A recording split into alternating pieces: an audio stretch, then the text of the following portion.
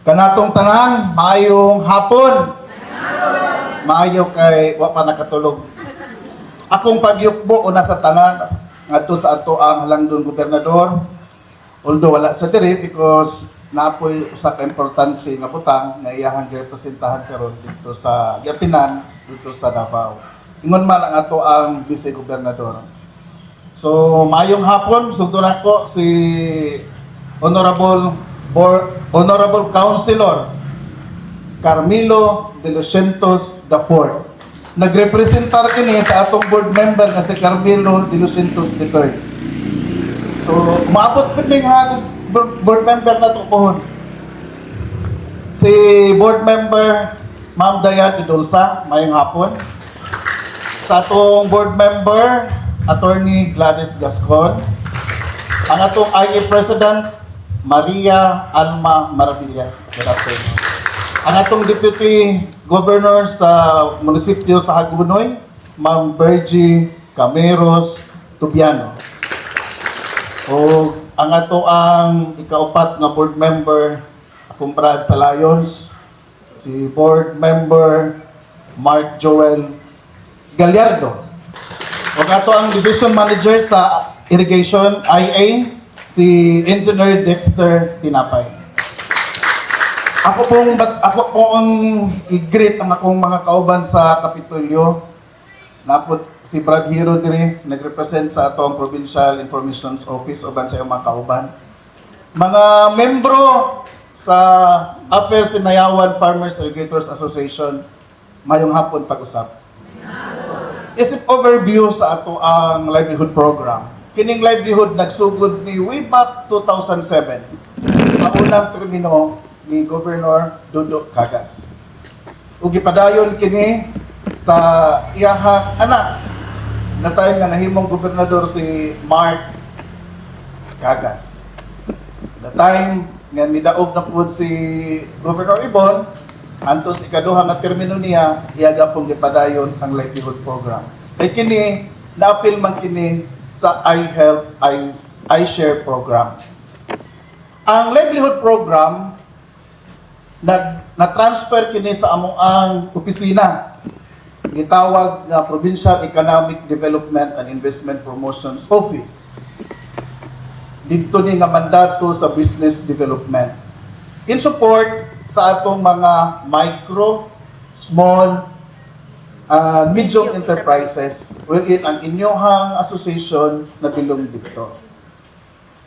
So, ang among opisina, nag-submit mi o proposal, budget, so aprubahan ka na sa atong halangdon nga gobernador. Karon nga tuig, natay 20 million. So, kining appropriation, dili lang sa Office of the Governor ni nga ma-approve, ma-release. Kinahanglan kini siya og legislative approval. Muning dako kayo og advantage kung ang atong gi-elect nga mga key officials nato sa provincial governor gikan sa gobernador, vice governor ug mga board member nga kaabag dili tong babag. Kay kung babag pa kining 20 million dili ni ma-approve. Kung wala ma-approve ang maong kandidat para sa soft loan program nato, wala may ipautang para ninyo. Di ba? So dapat atong pasalamatan una ang ato ang provincial leadership gipangunahan ni Governor Ibon ug ni Mark Cagas. Pwede ba? Isa ka pala.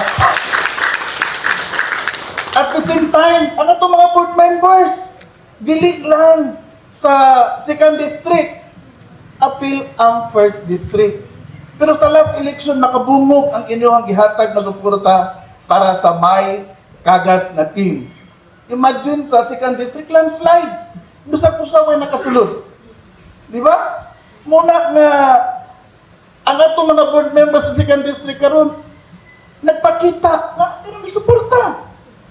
Because ilang gitanaw na utang kabubuton, nagpasalamat sila sa inyo. Di ba? Ganyan, nag-congratulate sila.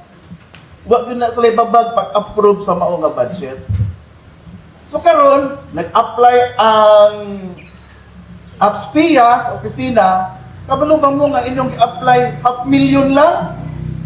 Di ba? Tama na IE President? Oo.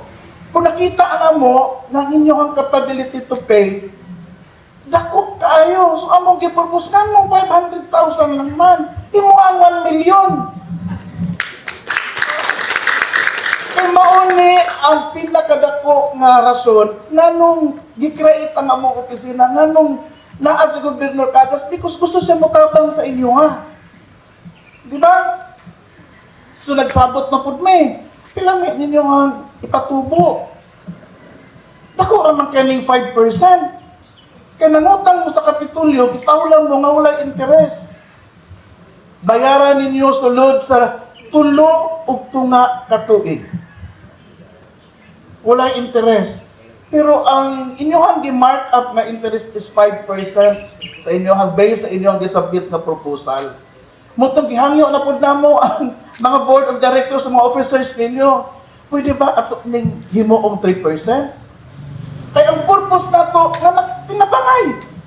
Makatabang sa inyo ha. Mabitang na amoy association, dili kay para itabag duot. Di ba wala naman mo interest ng ibayaran sa provincial government? Kaya gusto ni God na makatabang sa inyo ha. Di ba? So ang board, inyo ang mga board ni-approve. Sige sir, okay na ka 3% sir. Muna karon ang inyong markup para aning mga farm inputs ninyo 3% lang na. Kung nagkantidad og 1,000 but pasabot 30 pesos lang ang tubo sa usa ka bulan. Dili ba na angay, dili ba na lisod bayaran? Diba sayon ra kayo no? Yes, mauna ang rason para walay failure. Dapat ang tanan nga mga associations nga among gipautang makabayad. Tungod kay kini nga kwarta dili lang kamoy tag-iya. Tag-iya ni tibuok katawhan sa Davao del Sur na posible pa na gusto mangutang kay gusto pud magka-benepisyo. Di ba? Tama ba na? Oh. So, ang atong mga opisyalis dili na mulahutay ang atong association kung dili kabangan ninyo.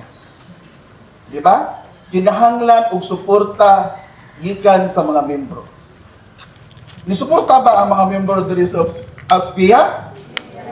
Kung magpatawag og meeting, daghan ba mo attend og meeting? Oh, nagatawa mo ba? Pero believe ko sa inyo ha kay gisultidan ni IE manager nato nga ako ring famer mo. So walay rason nga ang inyohang dili question ang inyohang cooperation o support sa inyohang board, sa inyohang mga officers. So congratulations. Congratulations kayo, ha?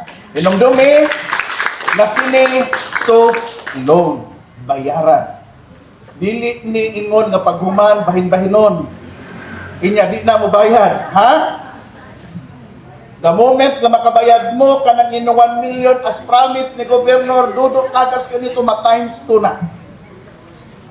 So amo nang ginamonitor, ha? So usbon ako in behalf sa atong provincial governor Ibon Ronya Cagas o sa atong vice gobernador Mark Douglas IV Cagas. Congratulations kaninyong tanan. Tugdaghang salamat man hapon.